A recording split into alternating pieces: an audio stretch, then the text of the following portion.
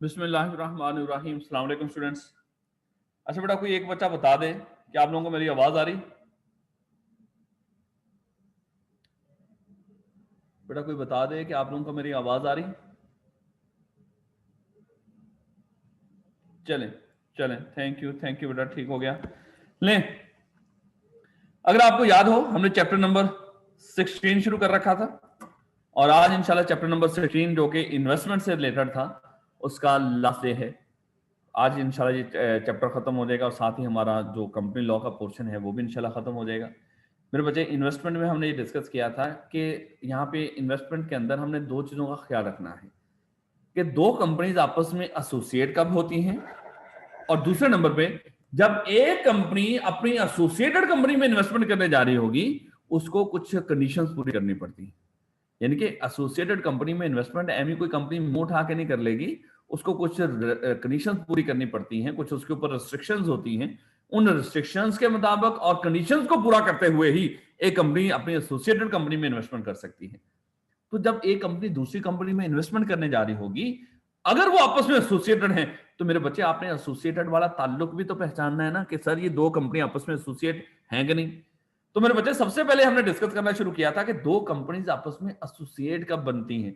अगर एक आपको याद हो, हमने ये डिस्कस किया था कि अगर कोई मिस्टर ए है, कोई मिस्टर ए है मेरे बच्चे, इस मिस्टर ए की किसी कंपनी में 20% या उससे ज्यादा की शेयर होल्डिंग है, 20% या उससे ज्यादा की शेयर होल्डिंग है, और इस मिस्टर ए की किसी दूसरी कंपनी में भी 20% या उससे ज्यादा की शेयर होल्डिंग हो, ये दोनों कंपनीज आपस में क्या कहलाएंगी? ये दोनों कंपनी आपस में एसोसिएटेड कंपनी कहलाएंगी।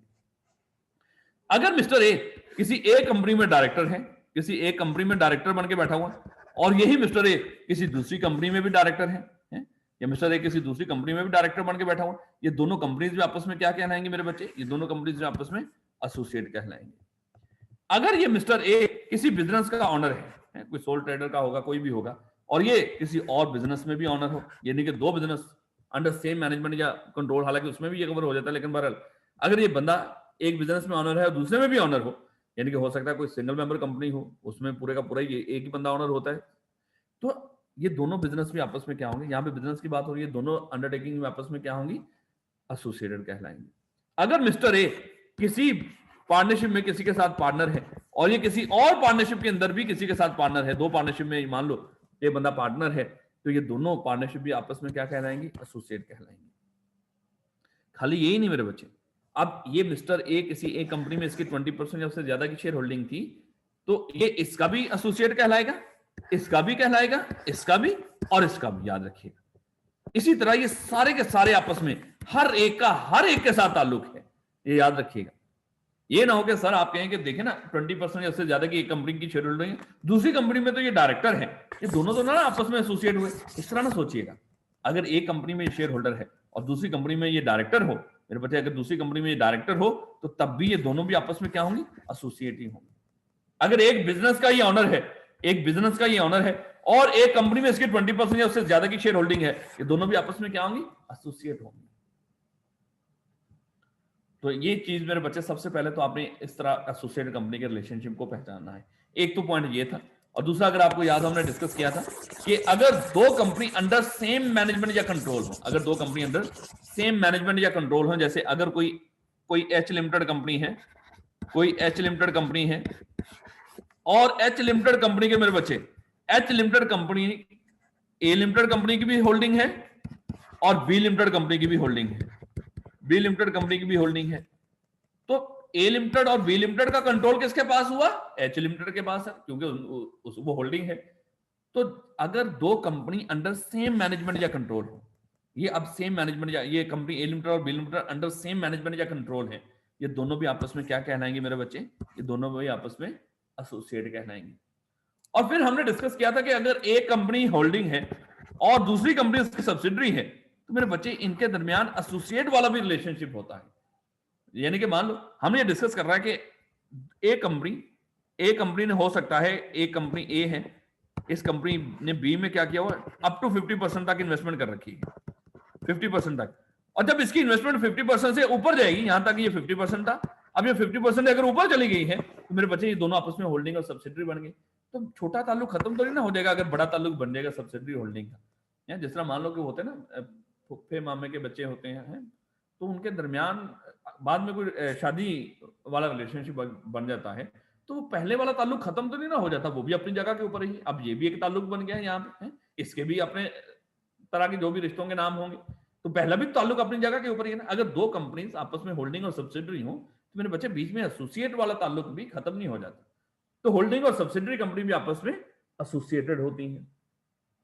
तो ये मेरे बच्चे हमने डिस्कस किया था, और ये हमने डिस्कस किया था ये सारे का सारा कि अगर एक बंदा एक बिजनेस में ऑनर है, दूसरे में भी ऑनर हो, तो वो दोनों आपस में एसोसिएट होंगी। अगर एक बंदा एक बिजनेस में किसी के साथ पार्टनर है और दूसरे बिजनेस में भी वो किसी के साथ पार्टनर हो, ये दोनों बिजनेस आपस में पार्टनरशिप आपस में क्या होंगी, एसोसिएट होंगी। अगर एक बंदा किसी कंपनी में डायरेक्टर है, दूसरी कंपनी में भी डायरेक्टर है, ये दोनों कंपनी में आपस में क्या होंगी, एसोसिएट होंगी। और अगर एक बंदे की किसी एक कंपनी में शेयर होल्डिंग है 20% या उससे ज्यादा की, दूसरी कंपनी में भी उसकी शेयर होल्डिंग है 20% या उससे ज्यादा की, ये दोनों कंपनीज में आपस में क्या हुई, एसोसिएट हुई। खाली यही नहीं, ये इसकी 20% या उससे ज्यादा की शेयर होल्डिंग है इस कंपनी में, ये इसकी तो है ही है एसोसिएट। साथ अगर ये बंदा इस कंपनी का ये वाला डायरेक्टर हो या जो भी हो, यहाँ पर भी डायरेक्टर बन के बैठा हो, ये भी अगर यहाँ पे पार्टनर हो, ये भी अगर यहाँ पे ऑनर हो, ये भी इसकी एसोसिएट कहलाएंगे। खैर बेटा, उसके बाद हमने डिस्कस किया था अगर दो कंपनी अंडर सेम मैनेजमेंट या कंट्रोल हो, सब्सिडरी होल्डिंग वाला मामला, यानी कि एक होल्डिंग कंपनी की दो सब्सिडरी हैं, ये दोनों सब्सिडरी आपस में क्या कहलाएंगी, एसोसिएटेड कहलाएंगे। एक होल्डिंग और सब्सिडरी हो तब भी एसोसिएट होती हैं। और फिर हमने डिस्कस किया था एक मुदारबा हो और दूसरी मुदारबा मैनेजमेंट कंपनी हो, ये दोनों भी आपस में एसोसिएट होती हैं। ले बेटा, डेफिनेशन आई होप कि आपने पढ़ ली होगी, इसमें कोई दिक्कत वाली बात नहीं। If a person who is the owner, एक person who is the owner, partner, director of undertaking, or who directly indirectly through his spouse या minor children, ये दिमाग में रख लीजिएगा बात, through his spouse या minor children holds or control shares carrying not less than 20% of the voting power in such company or undertaking is, अब यहां से दोबारा बात होगी, यही बंदा is also the owner director, किसी और कंपनी के अंदर या अंडरटेकिंग के अंदर भी ऑनर हो, डायरेक्टर हो, पार्टनर हो, क्योंकि पार्टनर की बात मेरे बच्चे कंपनी में तो नहीं ना हो सकती, इसलिए अंडरटेकिंग का लफ्ज यूज हो रहा है, तो वो आपस में ये दोनों क्या होंगी, एसोसिएट होंगे। इस तरह हमने डिस्कस किया अगर दो कंपनी अंडर सेम मैनेजमेंट या कंट्रोल हो। और साथ ही यहाँ पे इसको अलग कर लीजिएगा, यहाँ तक, सॉरी, यहाँ पे इसका अलग चाहे पॉइंट बना के लिख दीजिएगा, ये एक पॉइंट और आगे दूसरा point, or one company is the subsidiary of another, यहां से अलग लिख दीजिएगा। If the undertaking is a मुदारबा मैनेज्ड बाय द कंपनी, अगर अंडरटेकिंग मुदारबा हो और दूसरी मुदारबा मैनेजमेंट कंपनी हो, ये दोनों आगे वो मुदारबे की कुछ बात कर रहा है। मुदारबा is an Islamic finance activity is set up created in order to ensure interest free, वही हमने डिस्कस किया था। कुछ लोग पैसा इकट्ठा करते हैं, कुछ लोग स्किल्स लेकर आते हैं और इस्लामिक वे में इसको चलाकर पैसा कमाने की कोशिश करते हैं, ना कि किसी बैंक में रखे सूद साथ खाने की कोशिश। लो बेटा, अब ये तो हमने डिस्कस कर लिया था कि दो कंपनीज आपस में कब कब एसोसिएट बन रही होती हैं। अब मेरे बच्चे जरा थोड़ा सा आगे मजीद देखिए, ये मैं बड़ी इंपॉर्टेंट बात करने लगी। वो कौन सी डायरेक्टरशिप है या वो कौन सी शेयर होल्डिंग है जिसकी बेस के ऊपर दो कंपनी आपस में एसोसिएट नहीं होती। और ये बड़ी कॉमन सी बात है। ये देखिएगा मेरे बच्चे, हमें ये भी पता है कि गवर्नमेंट जगह जगह के ऊपर इन्वेस्टमेंट कर रही होती है और जगह जगह के ऊपर इन्वेस्टमेंट कर रही होती है। इस इन्वेस्टमेंट की बेस के ऊपर उसकी जगह जगह के ऊपर शेयर होल्डिंग भी होती है। इस शेयर होल्डिंग की बेस के ऊपर वो किसी भी बंदे को अपना नॉमिनी डायरेक्टर बना के भी बैठा सकती है कि नहीं। तो मान लो मेरा कोई ए लिमिटेड कंपनी है, इस ए लिमिटेड कंपनी में गवर्नमेंट की तरफ से मिस्टर एक्स को डायरेक्टर बना के बैठाया गया है, नॉमिनी डायरेक्टर। ए लिमिटेड कंपनी में मिस्टर एक्स गवर्नमेंट का नॉमिनी डायरेक्टर है और यही मिस्टर एक्स मेरे बच्चे किसी और कंपनी बी लिमिटेड में भी डायरेक्टर है। ये mister X B limited company में भी डायरेक्टर है। ये यहां पे अपनी कैपेसिटी में मान लो और यहां पे गवर्नमेंट की कैपेसिटी में है। तो कहता है कि जो नॉमिनी डायरेक्टर गवर्नमेंट की तरफ से और नॉमिनेट किया जा रहा होता है, इस नॉमिनी डायरेक्टर की बेस के ऊपर गवर्नमेंट की तरफ से जो नॉमिनी डायरेक्टर, याद रखिएगा, इस नॉमिनी डायरेक्टर की बेस के ऊपर दो कंपनी आपस में एसोसिएट नहीं बन जाती। अब देखो ना, मिस्टर एक्स यहां का भी डायरेक्टर है और यहां का भी डायरेक्टर है। क्या सर ये दोनों कंपनीज आपस में एसोसिएट हैं? लॉ कहता है नहीं। गवर्नमेंट की तरफ से अपॉइंटेड नॉमिनेटेड बंदा दो कंपनीज को आपस में एसोसिएट नहीं बना था, चाहे दोनों तरफ। सर अगर यहां पर भी गवर्नमेंट की तरफ से था, यहां पर भी गवर्नमेंट की तरफ से, तब भी नहीं। यहां पे इसकी अपनी डायरेक्टरशिप थी, यहां पे गवर्नमेंट की तरफ से नॉमिनेटेड, तब भी नहीं, याद रखिएगा। यानी कि गवर्नमेंट की जो नॉमिनेटेड डायरेक्टर होता है ना, उसकी वो डायरेक्टरशिप इस रिलेशनशिप में काउंट नहीं होती। उसके बाद मजीद अगर हम इस बात को आगे बढ़ाएं मेरे बच्चे, वो क्या है, गवर्नमेंट के दो इदारे हैं, एक है नेशनल इन्वेस्टमेंट ट्रस्ट और इन्वेस्टमेंट कॉर्पोरेशन ऑफ पाकिस्तान। ये दो इदारे हैं गवर्नमेंट के जो जगह जगह के ऊपर कई कंपनीज में इन्वेस्टमेंट कर रहे होते हैं, शेयर होल्डिंग है इनकी, कई कंपनीज के अंदर शेयर होल्डिंग होती है। मान लो इन्होंने कंपनी ए में भी 20% या उससे ज्यादा की शेयर होल्डिंग खरीद रखी है। इन्वेस्टमेंट नेशनल इन्वेस्टमेंट ट्रस्ट और इन्वेस्टमेंट कॉर्पोरेशन पाकिस्तान जो गवर्नमेंट के इदारे हैं, जो गवर्नमेंट के बिहाफ के ऊपर डिफरेंट जगहों के ऊपर इन्वेस्टमेंट कर रहे होते हैं। मान लो बेटा इन्होंने इनकी कंपनी ए में भी 20% या उससे ज्यादा की शेयर होल्डिंग है और कंपनी बी लिमिटेड में भी 20% या उससे ज्यादा की शेयर होल्डिंग है। और हमने ये तो डिस्कस किया था कि अगर मान लो कि कोई एक पर्सन, ये भी तो पर्सन ही है ना, ये भी इदारे ही हैं, अगर एक पर्सन के किसी एक कंपनी में 20% या उससे ज्यादा की शेयर होल्डिंग और दूसरी कंपनी में भी 20% या उससे ज्यादा की शेयर होल्डिंग हो, ये दोनों आपस में क्या बनते हैं, वैसे तो एसोसिएट। लेकिन लॉ ने मजीद फिर क्लियर कर दिया, ये गवर्नमेंट के जो इदारे हैं, ये जो गवर्नमेंट के इदारे हैं, इनकी तरफ से अगर मान लो किसी तरह की कोई इन्वेस्टमेंट हो रही होगी, शेयर होल्डिंग हो रही होगी कई कंपनीज के अंदर, इनकी इन्वेस्टमेंट की बेस के ऊपर, इनकी शेयर होल्डिंग की बेस के ऊपर, याद रखिएगा, दो कंपनीज आपस में एसोसिएट नहीं होंगी। दो कंपनी, अगर एनआईटी ने एक कंपनी में भी 20% या उससे ज्यादा की शेयर होल्डिंग ले रखी है, दूसरी कंपनी में 20% या उससे ज्यादा की शेयर होल्डिंग ले रखी है, गवर्नमेंट के ये इदारे, जब इसके अलावा कोई और गवर्नमेंट के जो डायरेक्टली या इनडायरेक्टली कंट्रोल इदारे हैं, अगर किसी तरह की इन्वेस्टमेंट कर रहे होंगे, शेयर्स खरीद रहे होंगे, याद रखिएगा वो गवर्नमेंट के इन इदारों की शेयर होल्डिंग की बेस के ऊपर एसोसिएट नहीं कहलाएंगे। अब वो निकाल रहे हैं, क्यों निकाल रहे हैं सर इनको? देखो मेरे बच्चे, ये गवर्नमेंट का पैसा इनके पास होता है, अच्छा खासा पैसा, आपको पता है गवर्नमेंट के पास।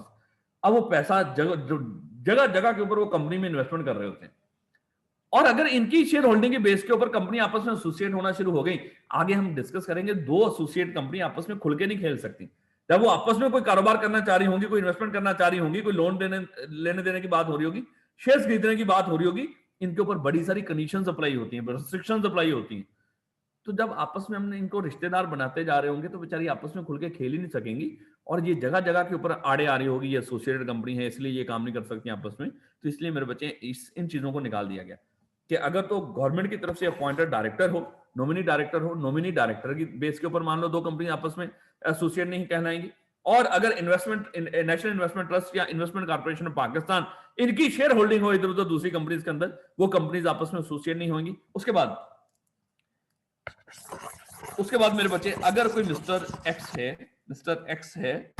मिस्टर एक्स को एक कंपनी ए लिमिटेड ने क्या किया है, इंडिपेंडेंट डायरेक्टर के तौर पे अपॉइंट कर लिया है, और मिस्टर एक्स किसी दूसरी कंपनी में वैसे ही अपनी सादा कैपेसिटी में डायरेक्टर हो, मान लो ये किसी बी लिमिटेड कंपनी में अपनी कैपेसिटी में डायरेक्टर है और इस कंपनी में इंडिपेंडेंट डायरेक्टर है, तो इंडिपेंडेंट डायरेक्टरशिप कहता है कि ये भी एसोसिएटेड वाला रिलेशनशिप क्रिएट नहीं करेगी, यानी कि ये दोनों आपस में एसोसिएट नहीं होंगे। हालांकि ये यहां पर भी डायरेक्टर है, यहां पर भी डायरेक्टर है, लेकिन मेरे बच्चे क्योंकि एक जगह के ऊपर ये इंडिपेंडेंट डायरेक्टर है तो ये आपस में एसोसिएट नहीं होंगे, या दोनों जगहों पे इंडिपेंडेंट होता तब भी नहीं होना था डेफिनेटली। उसके बाद मजीद देखिएगा मेरे बच्चे, एक असूल होता है कि जो कंपनी भी स्टॉक चेंज के ऊपर लिस्ट होती है, जो कंपनी भी स्टॉक एक्सचेंज के ऊपर लिस्ट होती है, वो कंपनी क्या करती है, अपने जितने भी शेयर्स होते हैं, जितने भी उसके पास शेयर्स होते हैं, चाहे खुद के हों चाहे किसी और कंपनी के खरीद रखे हों, वो शेयर्स क्या करती है, वो कंपनी स्टॉक एक्सचेंज के ऊपर सीडीसी के नाम के ऊपर करवा देती है। मान लो वो कंपनी क्या करती है, वो शेयर स्टॉक चेंज के नाम के ऊपर रखवाती है, यानी कि स्टॉक एक्सचेंज को वो शेयर सारे के सारे ट्रांसफर हो रहे होते हैं। ये क्या करती है फिर आगे, स्टॉक एक्सचेंज उन शेयर्स को इलेक्ट्रॉनिक फॉर्म में कन्वर्ट करती है जिसकी आप ट्रेडिंग कर सकते हो। तो इसका मतलब ये नहीं कि वो 100% मालिक बन जाती है, लेकिन तरीकाकार वहां का कुछ हिस्सा कि जो कंपनी में स्टॉक एक्सचेंज के ऊपर लिस्ट होगी वो अपने शेयर्स किसको ट्रांसफर कर देती है, स्टॉक एक्सचेंज को। तो कोई कंपनी ए लिमिटेड है मेरे बच्चे, इसने भी क्या किया होगा, अपने शेयर ट्रांसफर कर दिए स्टॉक एक्सचेंज को, ये भी लिस्टेड है। कोई कंपनी बी लिमिटेड, वो भी लिस्टेड थी, इसने भी सारे शेयर अपने स्टॉक एक्सचेंज को दे दिए, उसके नाम के ऊपर है। तो अब तो यहाँ पे देखो स्टॉक एक्सचेंज भी तो सारे शेयर्स के मालिक है ना, इसके भी और इसके भी, क्या ये भी आपस में दोनों एसोसिएट बन गई है? नहीं, कहता है जो स्टॉक एक्सचेंज के नाम के ऊपर, सीरीज के नाम के ऊपर जो शेयर्स पड़े होते हैं, उनकी बेस के ऊपर दो कंपनी आपस में एसोसिएट नहीं हो जाती। तो ये मेरे बच्चे चार जो बातें हैं इनको दिमाग में रख लीजिएगा। However, following directorship और शेयर होल्डिंग, ये जो डायरेक्टरशिप और शेयर होल्डिंग है, इनकी बेस के ऊपर दो कंपनी आपस में एसोसिएट नहीं होंगी, याद रखिएगा। सबसे पहले क्या है, directorship of a person by virtue of nomination by the concerned minister of the federal government या provincial government or financial institution directly indirectly owned by or controlled by such government। यानी कि गवर्नमेंट की तरफ से nominated director या government के इदारों की तरफ से नॉमिनेटेड डायरेक्टर, याद रखिएगा, इनकी बेस के ऊपर दो कंपनीज आपस में एसोसिएट नहीं हो जाती। Directorship of a person appointed as independent director, ये भी हमने बात कर ली। Shares owned by the national investment trust, national investment trust या इन्वेस्टमेंट कॉर्पोरेशन ऑफ पाकिस्तान, ये किसी कंपनी में शेयर्स खरीदते हैं, किसी दूसरी कंपनी में भी शेयर्स हैं इनके, ये दोनों कंपनी आपस में इनकी इन्वेस्टमेंट की बेस के ऊपर मान लो वो आपस में एसोसिएट नहीं होगी। शेयर्स रजिस्टर्ड इन द नाम of central depository company CDC, central depository company CDC, जो कंपनी भी स्टॉक चेन के ऊपर लिस्ट होती है वो अपने शेयर्स किसके नाम के ऊपर करवा देती है? स्टॉक चेन के ऊपर। तो स्टॉक चेन तो जितनी भी लिस्टेड कंपनी है, सारी कंपनी के सारे 100% शेयर्स की मालिक होगी ना उस तरह, अगर मालिक वाली बात होती। लेकिन जस्ट ये तरीकाकार होता है, वहां पे शेयर्स उसके सीडीसी के नाम के ऊपर रखवा दिए जाते हैं, उसको ट्रांसफर कर दिए जाते हैं। जिस तरह मैं कह रहा हूं, फिर वो उसको इलेक्ट्रॉनिक फॉर्म में कन्वर्ट करती है सीडीसी, सेंट्रल डिपॉजिटरी कंपनी, और फिर वो वहां पे शेयर्स ट्रेड हो रहे होते हैं। तो ये जस्ट स्टॉक चेन का एक तरीकाकार है, ना कि ये शेयर्स पके पके स्टॉक वहां पे सीडीसी के ही हो जाते हैं।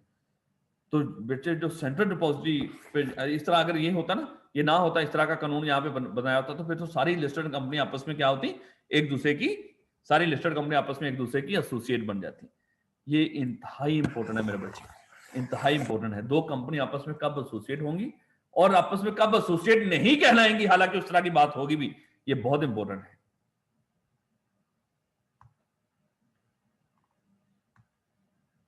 ये मेरे बच्चे, जो बच्चे कुछ कैमरा ऑन कर रहे हैं, मेरा ख्याल है कि इनको थोड़ी सी शर्म करनी चाहिए। ये मेरा नहीं ख्याल कि इस तरह का मजाक मेरे बच्चे ये नेक्स्ट सेक्शन में कर लें। आई होप कि इस तरह की हरकतों से पेपर तो इनका पास नहीं होगा, तो नेक्स्ट टाइम हम ऐसा कर लेंगे, अलहदा से इस तरह का सेशन रख लिया करेंगे, वैसे इन लोगों के मनोरंजन के लिए, ताकि ये लोग अलहदा से यहाँ पे कैमरे ऑन कर करके ना अपनी ये बूथियां दिखाते रहे हमें। हद होती है वैसे बेशर्मी की भी।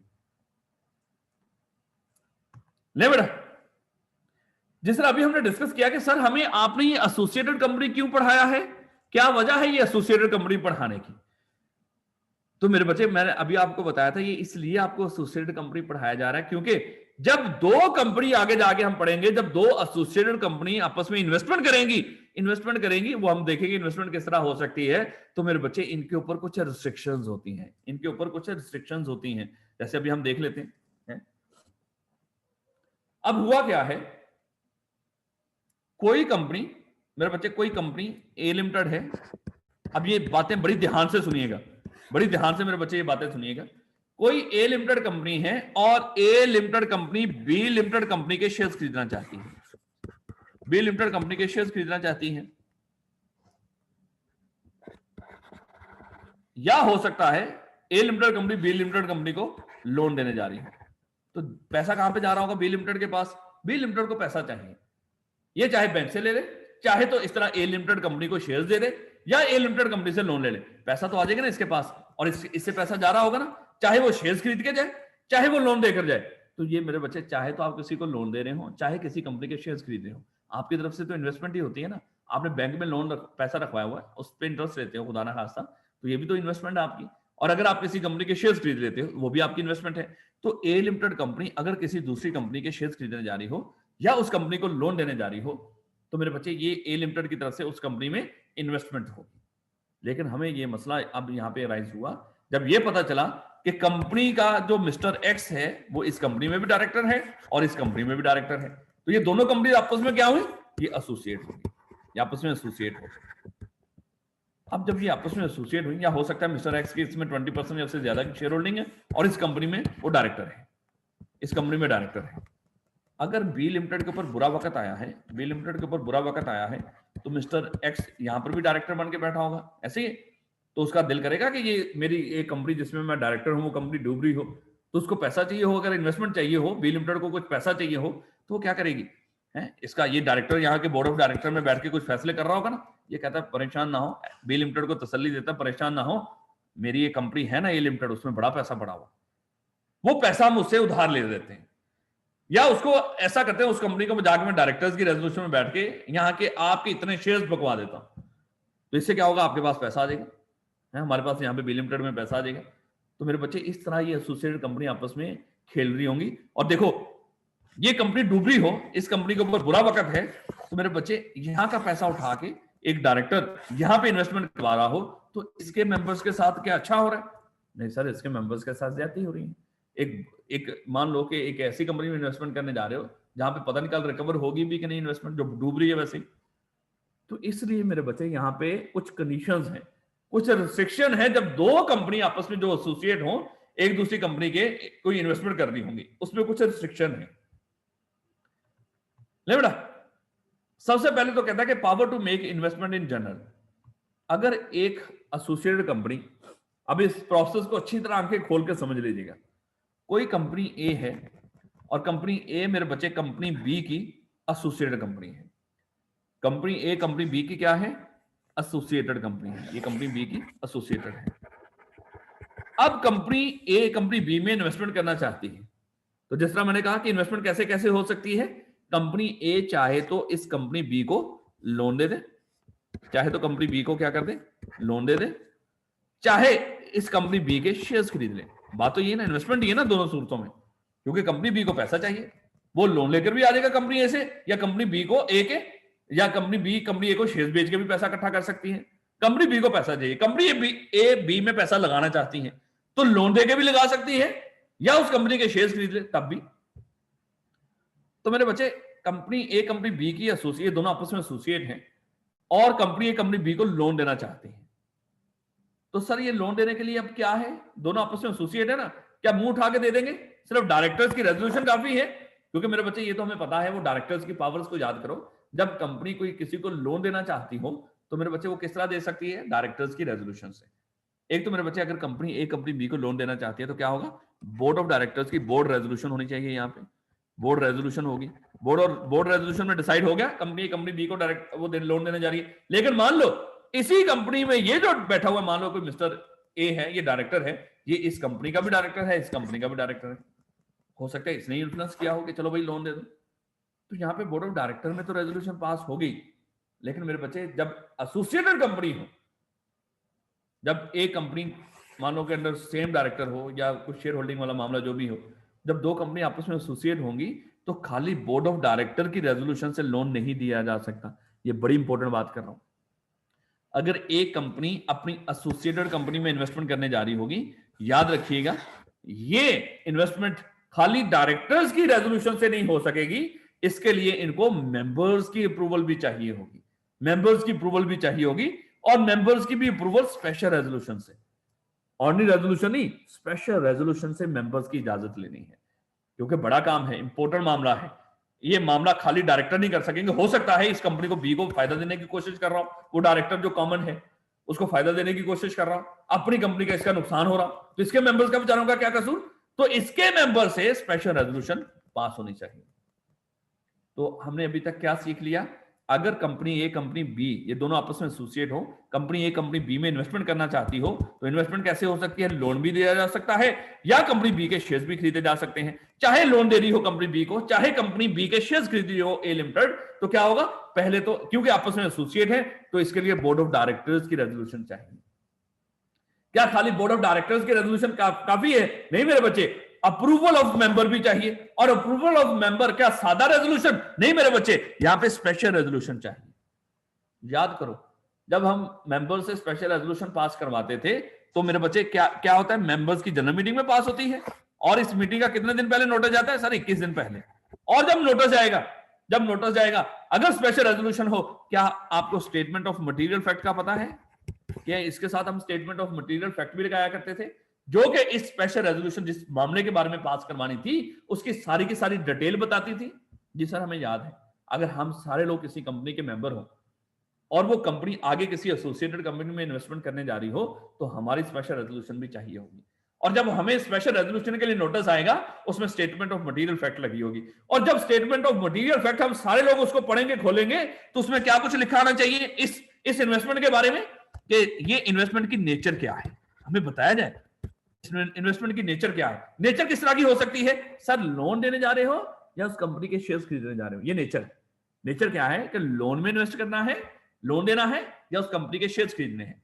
नेचर के साथ भाई कितनी अमाउंट कितनी अमाउंट का लोन देने हो, कितने अमाउंट का लोन देने जा रहे हो, या कितने अमाउंट का शेयर्स खरीदने जा रहे हो, यानी कि अमाउंट कितनी है जो कंपनी ए से कंपनी बी में जाएगी, चाहे वो लोन की मद में हो, चाहे वो कंपनी बी के शेयर्स खरीद के जाए, अमाउंट कितनी है, टाइम पीरियड कितना है, कितने टाइम के लिए आपने ये इन्वेस्टमेंट करनी है, अगर लोन है तो कितने टाइम के लिए, अगर हो सकता है प्रेफरेंस शेयर आप उस कंपनी के खरीदने जा रहे हो तो वो भी कितने टाइम के हो सकते हैं, तो टाइम पीरियड क्या है, बाकी टर्म्स एंड कंडीशंस क्या है, टर्म्स एंड कंडीशंस क्या होंगी, याद रखिएगा। ये चार बातें बताकर, ये चार बातें मेंबर्स के सामने डिस्क्लोज करके फिर ही मेंबर उसके ऊपर स्पेशल रेजोल्यूशन पास करेंगे।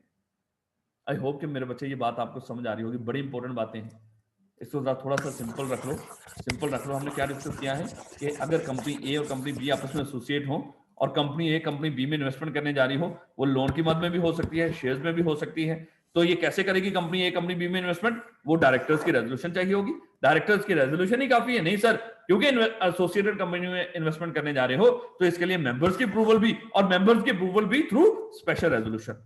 और जब स्पेशल रेजोल्यूशन हमने पास करवानी है तो साथ कुछ वो बातें भी हमने शेयर करनी है मेंबर्स के साथ कि ये कितनी अमाउंट का आप उसमें इन्वेस्टमेंट करने जा रहे हो, कितनी टाइम पीरियड के लिए करने जा रहे हो, इसकी इन्वेस्टमेंट की नेचर क्या होगी, और इसके बाकी terms and condition.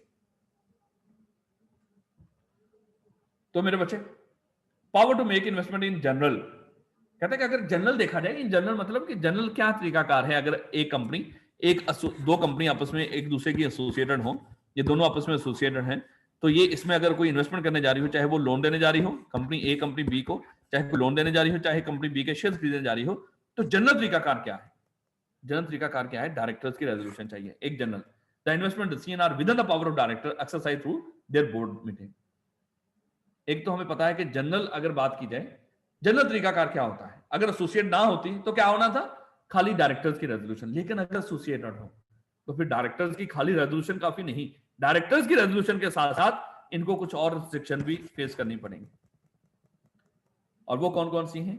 A company shall not make any investment in any of its associated company except under the authority of special resolution. कहता है कोई अगर ये मान लो कि अगर तो खाली वैसे इन्वेस्टमेंट होती है और बी के दरमियान या आपस में एसोसिएट ना होती तो डायरेक्टर की जनरल रेजोल्यूशन से, यानी कि बोर्ड ऑफ डायरेक्टर की रेजोल्यूशन से ही ये मामला चल जाता। लेकिन अगर ये एसोसिएटेड कंपनी है तो फिर यहाँ पे खाली बोर्ड रेजोल्यूशन नहीं, बल्कि ये उस वक्त तक इन्वेस्टमेंट नहीं हो सकती जब तक मेंबर्स की भी स्पेशल रेजोल्यूशन ना पास करो। जब स्पेशल रेजोल्यूशन पास करवानी है तो मेंबर्स के सामने क्या डिस्क्लोज करना है, क्या इंडिकेट करना है, तो मेरे बच्चे उनको स्टेटमेंट ऑफ मटेरियल फैक्ट्स के अंदर हमने बताना है कि इस इन्वेस्टमेंट की नेचर क्या है। नेचर मतलब ये हम लोन देने जा रहे हैं या शेयर्स खरीदने जा रहे हैं, पीरियड कितना है, कितने टाइम पीरियड के लिए आप इन्वेस्टमेंट करने जा रहे हो, अमाउंट कितनी होगी इन्वेस्टमेंट की, और बाकी terms and conditions. An increase in the amount or any change in the nature of investment are the terms and conditions attached thereto shall be made only under the authority of special resolution। ये भी बड़ी खूबसूरत बात कर दी। क्या है हुआ, क्या ए company A limited B limited में इन्वेस्टमेंट करने जा रही है और ये दोनों आपस में एसोसिएटेड हैं।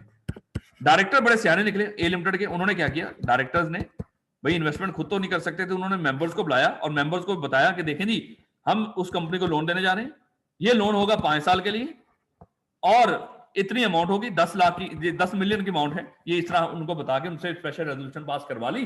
जब स्पेशल रेजोल्यूशन पास करवा ली, बाद में उन्होंने क्या किया, ये टाइम पीरियड बढ़ा के 10 साल कर दिया और ये लोन की अमाउंट बढ़ा के 20 मिलियन कर दी।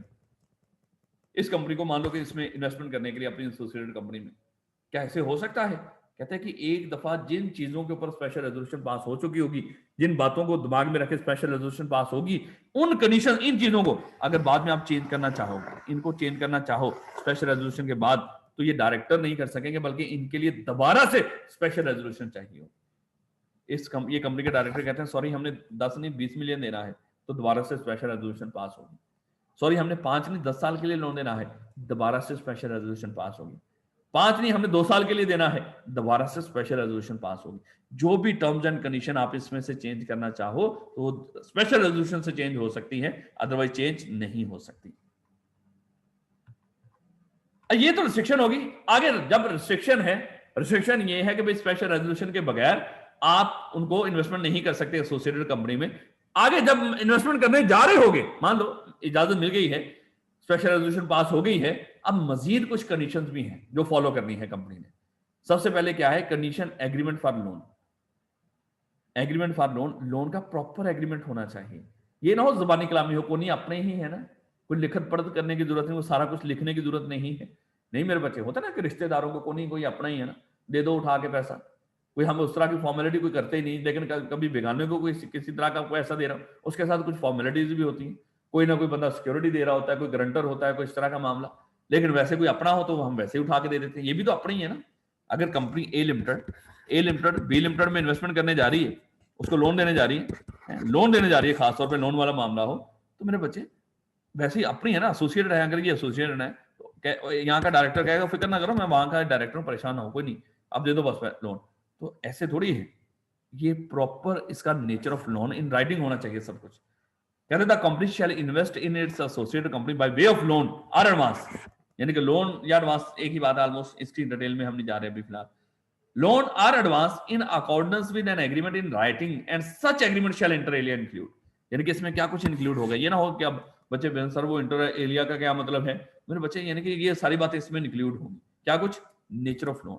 अगर company A limited B limited को लोन देने जा रही तो एक एग्रीमेंट होना चाहिए रिटर्न में, ये रिटर्न होना चाहिए, और रिटर्न में क्या कुछ लिखना है कि लोन की नेचर क्या है, यानी कि ये लोन किस तरह का है, एडवांस है या वैसे लोन देने जा रहे हो, पर्पज ऑफ लोन क्या है, किस मकसद के लिए लोन दे रहे हो, कितने अरसे के लिए दे रहे हो, रेट ऑफ रिटर्न क्या होगा, यानी कि इंटरेस्ट कितनी होगी इसके ऊपर, ये भी हम इंटरेस्ट के ऊपर भी डिस्कस करेंगे, ये बड़ा इंपॉर्टेंट है। रेट ऑफ कमीशन, रेट और फीस और कमीशन, अगर कोई फीस है या कमीशन भी हमने इस लोन के ऊपर कोई किसी तरह की किसी को ली दी है, वो क्या है, किसी कोई एग्रीमेंट की कोई फीस है या कोई कमीशन है। रिपेमेंट शेड्यूल क्या होगा, प्रिंसिपल अमाउंट का भी और इंटरेस्ट का भी, यानी कि प्रिंसिपल अमाउंट कब वापस हो रही होगी और इंटरेस्ट मान लो कि साल बाद 6 महीने बाद कब हमें दिया करेंगे। पेनल्टी क्लॉज, अगर कल इसने रिपेमेंट टाइम के ऊपर ना की, डिफॉल्ट किया, तो उसकी पेनल्टी क्लॉज क्या होगी वो भी लिखी होनी चाहिए। सिक्योरिटी, अगर कोई सिक्योरिटी ली है, अगर कोई सिक्योरिटी ली है तो रिटर्न एग्रीमेंट भी वैसे तो काफी है, लेकिन अगर चाहे तो कंपनी सिक्योरिटी भी ले सकती है इन accordance with approval of the member in general meeting. ये सारी बातें हमने मेंबर्स के सामने भी रखनी थी। तो ये कंडीशन क्या है, ये एग्रीमेंट रिटर्न होना चाहिए जिसमें ये सारी बातें लिखी आ रही हैं। वो पूछ रहा होगा बताएं अगर एक कंपनी दूसरी कंपनी को लोन देने जा रही हो तो उसकी क्या कंडीशंस होंगी, तो मेरे बच्चे ये सारी कंडीशंस होंगी। उसके बाद कंडीशन क्या है, रिटर्न ऑन इन्वेस्टमेंट। अब ये बड़ी इंपॉर्टेंट है मेरे बच्चे, ए लिमिटेड कंपनी, अब ये थोड़ा सा ध्यान से सुन लीजिएगा, पास पेपर के अंदर आपको बड़े सारे क्वेश्चन इसके ऊपर नजर आएंगे। ए लिमिटेड कंपनी मेरे बच्चे बी लिमिटेड कंपनी को लोन देने जा रही है, बी लिमिटेड कंपनी को लोन देने जा रही है। अगर ये लोन देने जा रही होगी 10 मिलियन का लोन देने जा रही है मान लो मेरे बच्चे, ये 10 मिलियन इसके ए लिमिटेड के पास कहां से आया ये भी तो देखना पड़ेगा ना। हो सकता है ए लिमिटेड ने भी कहीं से लोन ही लिया हुआ हो, यही जो लोन है इसको उठा के वो उसको देने जा रही है, ऐसे भी हो सकता है इसके पास वैसे ही अपने प्रॉफिट में से रिजर्व पड़ा हो, इसको उसको लोन देने जा रही हो सकता है ना मेरे बच्चे। ए लिमिटेड के पास जो लोन देने जा रही है ए लिमिटेड बी लिमिटेड को, हो जैसे बैंक करते हैं, बैंक ने भी तो आगे किसी से लोन ही पकड़ा होता है ना, लोन मतलब कि बैंक को भी किसी ने पैसे दिए डिपॉजिट करवाए, वो आगे किसी को लोन दे रहे होते हैं, ऐसे ही है। तो ए लिमिटेड हो सकता है ये जो पैसा इन्वेस्ट करने जा रही है, लोन देने जा रही है बी लिमिटेड को, वो इसने भी कहीं से लोन लिया या इसका अपना पैसा। अब यहां पे देखिएगा, हो सकता है हमारा डायरेक्टर कॉमन हो, ये बंदा यहां पर भी डायरेक्टर है, यहां पर भी डायरेक्टर है, और जब ये सारे लोन देने की बात हो रही थी, ये मिस्टर ए जो है यहाँ, ये मान लो ये कोई मिस्टर ए है, ए लिमिटेड को कह रहा था देखो लोन दे दो, और ये लोन दे दो इस कंपनी को बी लिमिटेड को, जिसमें वो खुद भी डायरेक्टर है, वो कहता है कि उसको लोन दे दो 8% इंटरेस्ट रेट के ऊपर, 8% इंटरेस्ट रेट के ऊपर। और मान लो कि अगर इस ए लिमिटेड ने लोन लिया हुआ था, ये लोन लिया हुआ था 10% के ऊपर, खुद 10% के ऊपर लिया है, और जब अपने उस एसोसिएटेड को फायदा देने की कोशिश कर रहे हैं उसको 8% के ऊपर दे रहे हैं। भाई इस कंपनी के मेंबर्स के साथ नुकसान नहीं, ये ज्यादती नहीं। तो याद रखो ये जो भी interest on return on investment होगा, जो इंटरेस्ट रेट होगा, याद रखिएगा, जो अगर तो इसने लोन लिया हुआ ए लिमिटेड ने, वो लोन में से उठा के अगली कंपनी को लोन दिया जा रहा है, जिस इंटरेस्ट रेट के ऊपर इसने लोन लिया होगा यानी कि 10%, उससे कम रेट के ऊपर वो अपनी एसोसिएटेड कंपनी को लोन नहीं देगी। याद रखिएगा ये बहुत इंपॉर्टेंट बात है। सर अगर लोन ना दिया हुआ तो मेरे बच्चे, ये ए लिमिटेड अगर मार्केट में जाती है लोन मांगने, इसको कितने रेट के ऊपर लोन मिलेगा, उससे कम नहीं होना चाहिए। अब हमारी किताब में ये जिंदगी थोड़ी सी आसान कर दी, पहले उसका बताया जा रहा था, पहले तो थोड़ी सी ज्यादा डिटेल थी, अभी वो डिटेल हमारे सिलेबस में मुझे इस किताब में नजर नहीं आई, इसका मतलब थोड़ी सी जिंदगी आसान है। कहते हैं the return on such investment shall not be less than the borrowing cost of the investing company or the rate as may be specified by the commission whichever is higher. and shall be recovered on regular basis in accordance with the terms of the agreement, failing which the director shall be personally liable. यानी कि जब A limited company B limited company को loan देने जा रही होगी, इस loan के ऊपर इंटरेस्ट कितनी चार्ज करेगी, इंटरेस्ट कितनी चार्ज करेगी, कहते हैं कि इसके ऊपर इंटरेस्ट वो चार्ज करेगी जिसके ऊपर इसने खुद लोन लिया हो। यानी कि जैसे मान लो 10% के ऊपर इस कंपनी ए लिमिटेड ने खुद भी लोन लिया हुआ, तो इस इंटरेस्ट के ऊपर 10%, या मान लो एसएससीपी ने जो भी स्पेसिफाई किया हो, किसने, एसएससीपी ने, इनमें से जो भी हायर हो, यानी कि 10%, अगर इसने 10% के ऊपर लिया हुआ है, पता नहीं 15 के ऊपर लिया, हमें इससे कोई लेना देना, जितने परसेंट के ऊपर कंपनी ने खुद लोन लिया होगा और जो एसएससीपी ने स्पेसिफाई किया होगा, इन दोनों में से जो हायर होगा उसके ऊपर लोन देगी। जैसे मान लो अगर इसने 10% के ऊपर लोन लिया होता, एसएससीपी ने क्या रखा है 12%, तो मेरे बच्चे फिर 12% चार्ज होगा, फिर ये वाला नहीं 12%। अगर इन्होंने 10% पे लोन लिया है, एसएससीपी ने क्या रखा है 8%, फिर हमेशा 10% पे ही लोन देंगे, 8% नहीं। इन्होंने कहा है 15%, एसएससीपी कह रहा है 20%, तो कौन सा हायर है सर, एसएससीपी वाला चार्ज करेंगे। इन्होंने कहा है 15%, एसएससीपी कह रहा है 14%, तो कौन सा चार्ज होगा सर 15%। ये चीज मेरे बच्चे दिमाग में रख लीजिएगा। और अगर इनमें से कोई कंडीशन पूरी ना की तो उसके लिए डायरेक्टर कहता है खुद जिम्मेदार होंगे। अगर टाइम के ऊपर पैसा ना लिया तो उसके लिए डायरेक्टर जिम्मेदार होंगे। लो बेटा, ड्यू डिलीजेंस, उसके बाद कहता है कि जब A limited company B limited company को लोन देने जा रही होगी, बी लिमिटेड कंपनी अपनी एसोसिएटेड कंपनी है उसको लोन देने जा रही होगी, तो मेरे बच्चे वहां पे ए लिमिटेड कंपनी के डायरेक्टर ने ड्यू डिलीजेंस शो करनी है। सर ये ड्यू डिलीजेंस का मतलब क्या है, यानी कि ए लिमिटेड कंपनी के डायरेक्टर ने पूरी तसल्ली की हो, अपनी पूरी तसल्ली और छानबीन कर ली हो कि भाई ये जो इन्वेस्टमेंट करने जा रहे हैं बी लिमिटेड कंपनी के अंदर, ये इन्वेस्टमेंट हमारी डूबेगी नहीं।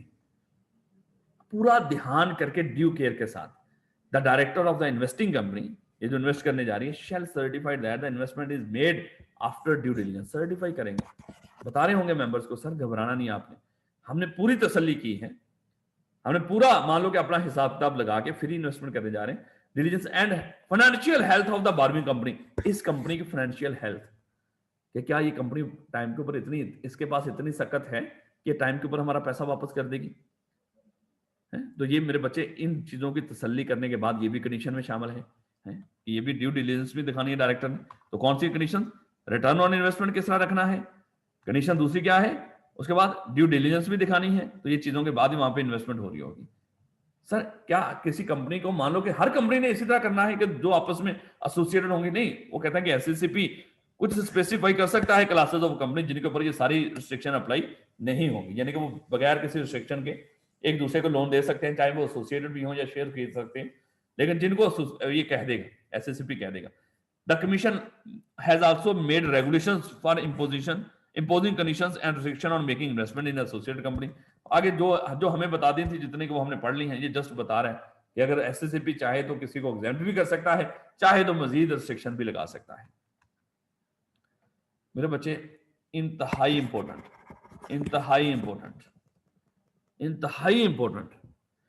Investment of company to be held in its own name.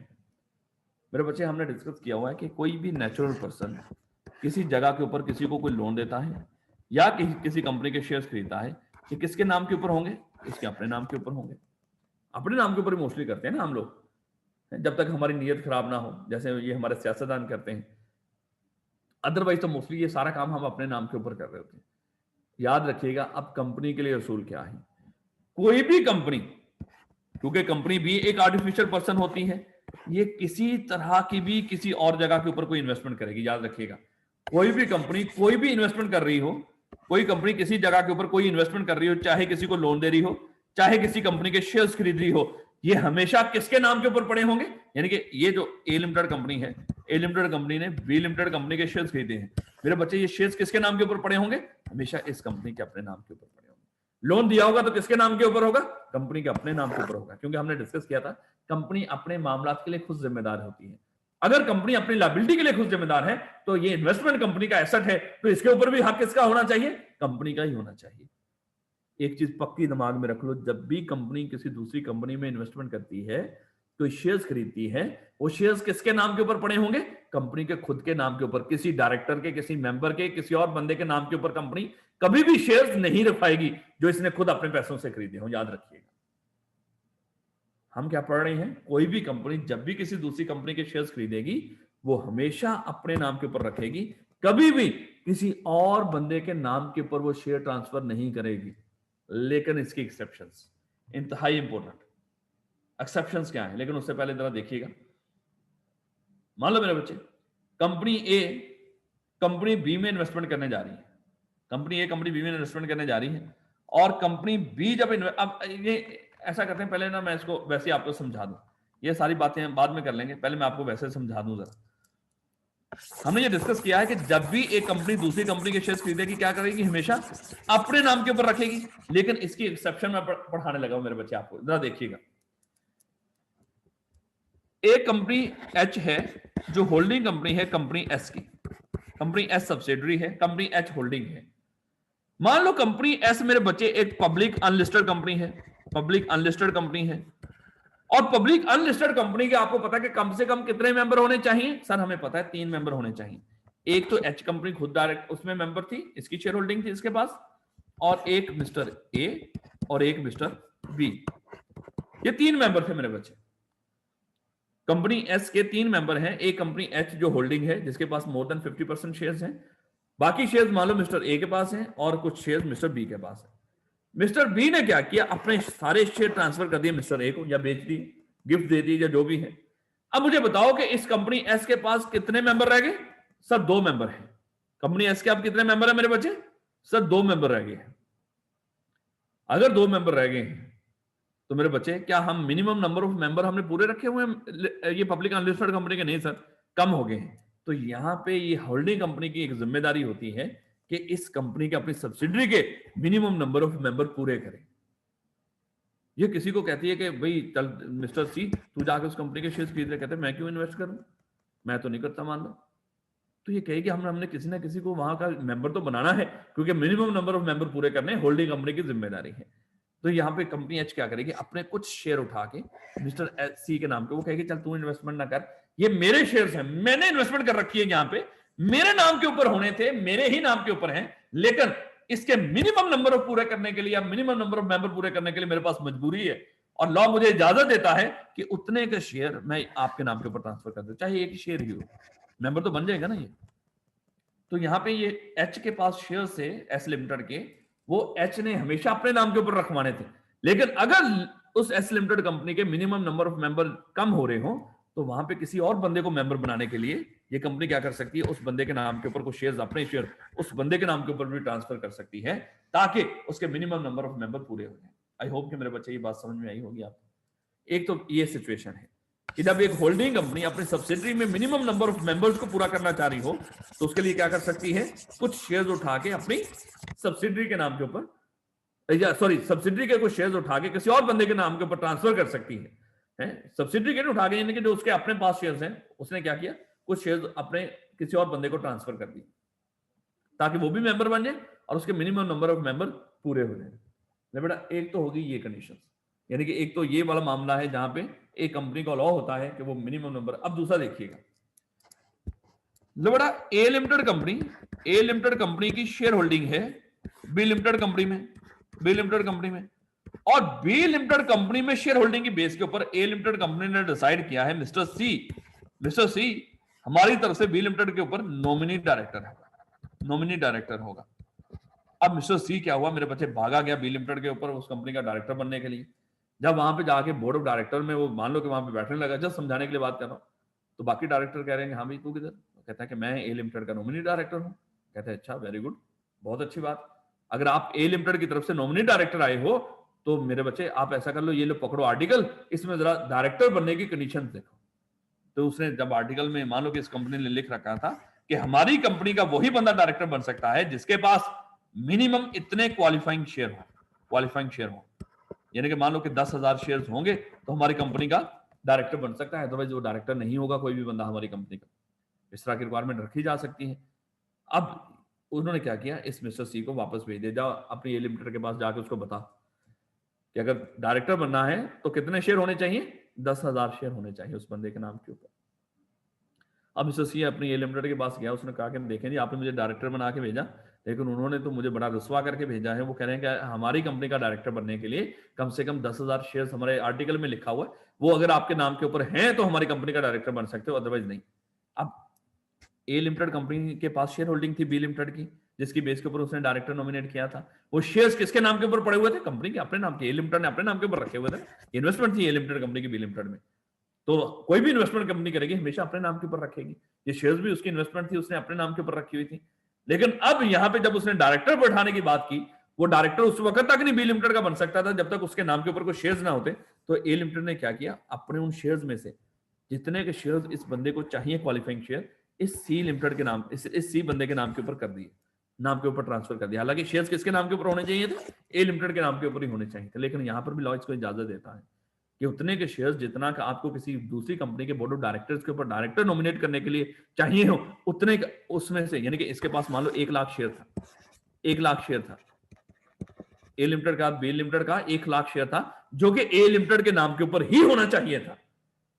लेकिन इसने क्योंकि सी लिमिटेड, सी बंदे को A limited company, sorry B limited company का डायरेक्टर बनने के लिए 10,000 शेयर चाहिए थे, इसमें से उठा के उसने क्या किया, 10,000 इसके नाम के ऊपर ट्रांसफर कर दिया सी के नाम के ऊपर, जा भाई अब जाके डायरेक्टर बन जा। तो इस तरह यानी कि अगर एक कंपनी दूसरी कंपनी में नॉमिनी डायरेक्टर बैठाना चाहती हो और उस कंपनी की रिक्वायरमेंट हो कि कुछ क्वालिफाइंग शेयर होने चाहिए डायरेक्टर के पास, उतने क्वालिफाइंग शेयर वो कंपनी उठा के अपने उस नॉमिनी डायरेक्टर के नाम के ऊपर भी रखवा सकती है, इजाजत है। आई होप कि मेरे बच्चे ये बात समझ में आ रही होगी। आखिरी बात तो बड़ी सी आसान ही है, उसमें तो मसला नहीं, ये 2 बातें समझने वाली थी, तीसरी तो वैसे बड़ी आसान है। हमें ये पता है कि जो कंपनी भी स्टॉक एक्सचेंज के ऊपर लिस्ट होने जाती है, ये कोई ए लिमिटेड है, ए लिमिटेड है, ये ए लिमिटेड स्टॉक एक्सचेंज के ऊपर लिस्ट होने जा रही है, स्टॉक एक्सचेंज के ऊपर लिस्ट होने जा रही है। तो जो कंपनी भी स्टॉक एक्सचेंज के ऊपर लिस्ट होती है वो अपने सारे शेयर किसके नाम के ऊपर करवाती है? स्टॉक एक्सचेंज का नाम, सीडीसी के नाम के ऊपर, सॉरी सेंट्रल डिपॉजिटरी कंपनी के नाम के ऊपर। तो ए लिमिटेड के पास जितने भी शेयर्स होंगे, चाहे खुद के हों चाहे किसी और के हों, किसके नाम के ऊपर ट्रांसफर कर रही होगी? मान लो सीडीसी के नाम के ऊपर, लिस्टेड कंपनी के जो भी शेयर्स होंगे इसके पास। अब हालांकि इसके अपने शेयर्स से इसके नाम के ऊपर होने चाहिए थे, इसकी इन्वेस्टमेंट थी कंपनी के अंदर, इसके नाम के ऊपर होनी चाहिए। किसी और कंपनी के भी शेयर्स खरीदे हो तो किसके नाम के ऊपर जा रहे होंगे? हमेशा जो लिस्टेड कंपनी होती है उनके शेयर स्टॉक एक्सचेंज के सीडीसी के नाम के ऊपर पड़े होते हैं। तो कहते हैं कि यहाँ पर भी इजाजत होती है, यहाँ पर भी लॉ ये नहीं कहता, मजबूर नहीं करता कंपनी को, क्योंकि आगे स्टॉक एक्सचेंज की रिक्वायरमेंट है कि जो कंपनी में स्टॉक एक्सचेंज के ऊपर लिस्ट हो, आगे लिस्टेड कंपनी के जितने भी शेयर्स होते हैं वो हमेशा सीडीसी के नाम के ऊपर होंगे। तो यहाँ पे लिस्टेड कंपनी को इजाजत है तो सीडीसी के नाम के ऊपर अपनी इन्वेस्टमेंट रखवा सकती है, शेयर्स में इन्वेस्टमेंट, शेयर्स अपने सीडीसी के नाम के ऊपर रखवा सकती है। तो ये मेरे बच्चे अभी जैसा डिस्कस कर रहा था कि कंपनी ए कंपनी बी में इन्वेस्टमेंट करना चाहती है, सॉरी इन्वेस्टमेंट कर रखी है, और कंपनी बी कंपनी ए की सब्सिडरी है, ये सब्सिडरी कंपनी है और ये होल्डिंग है। और अगर सब्सिडरी कंपनी के मिनिमम नंबर ऑफ मेंबर पूरे ना हो तो ये कुछ शेयर्स किसी और बंदे के नाम के ऊपर ट्रांसफर करके उनको उस कंपनी का मेंबर बना के मिनिमम नंबर ऑफ मेंबर पूरे कर सकती है। इसी तरह मेरे बच्चे अगर कंपनी एक्स कंपनी वाई में इन्वेस्टमेंट कर रखी है और कंपनी एक्स किसी बंदे को नॉमिनी डायरेक्टर बना के कंपनी वाई में भेजती है, लेकिन वाई कंपनी कहती है कि उस बंदे के नाम के ऊपर कुछ वो होने चाहिए, क्वालिफाइंग शेयर होने चाहिए, तो कंपनी एक्स ने क्या किया, उतने शेयर उस बंदे के नाम के ऊपर करवाए और उस बंदे को उस कंपनी का डायरेक्टर बना के भेज दिया।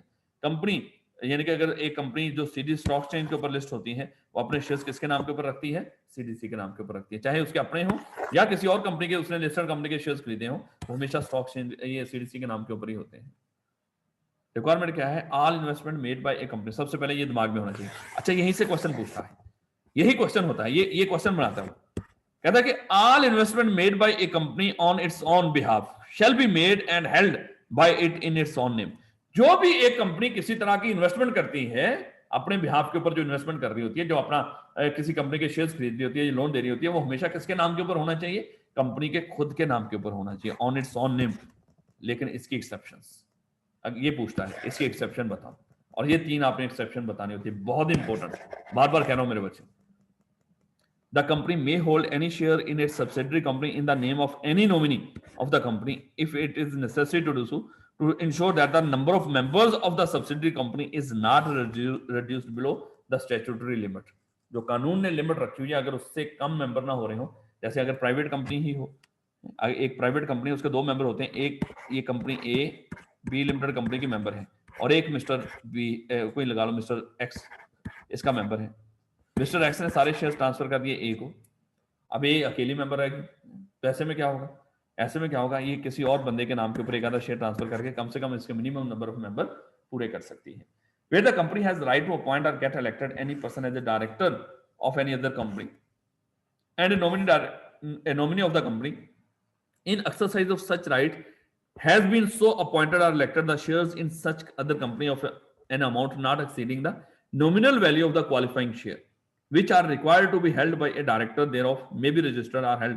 यानी कि वही सारी बात मेरे बच्चे, अगर company A limited company B limited की मेंबर थी, उस शेयर होल्डिंग के बेस के ऊपर उसने मिस्टर एक्स को इस कंपनी का डायरेक्टर बना के भेजा, लेकिन इस कंपनी बी लिमिटेड की ये रिक्वायरमेंट है कि हमारी कंपनी का डायरेक्टर वही बनेगा जिसके नाम के ऊपर कुछ क्वालिफाइंग शेयर होने चाहिए, इतने शेयर होने चाहिए, तो उतने के शेयर ये कंपनी इस बंदे के नाम के ऊपर ट्रांसफर कर सकती है। इस कंपनी के शेयर जो कि इसके नाम के ऊपर होने चाहिए थे, लेकिन इस बंदे को डायरेक्टर बनाने के लिए उतने के शेयर इस एक्स के नाम के ऊपर भी ट्रांसफर कर सकती है। आगे कहता है कंपनी में also place it's investment in securities in the name of central depository company, जो भी इसने इन्वेस्टमेंट कर रखी हो, किसी और लिस्टेड कंपनी के शेयर्स खरीद रखे हो, तो वो शेयर्स मेरे बच्चे किसके नाम के ऊपर ट्रांसफर कर रही होती है ये कंपनी, सीडीसी के नाम के ऊपर, क्योंकि जितनी भी स्टॉक चेंज के ऊपर कंपनी लिस्ट होती है, स्टॉक चेंज लिस्टेड कंपनी के शेयर्स या सिक्योरिटीज हमेशा सीडीसी के नाम के ऊपर ही होती है। Review for investment not held in its own name, sorry register for investment.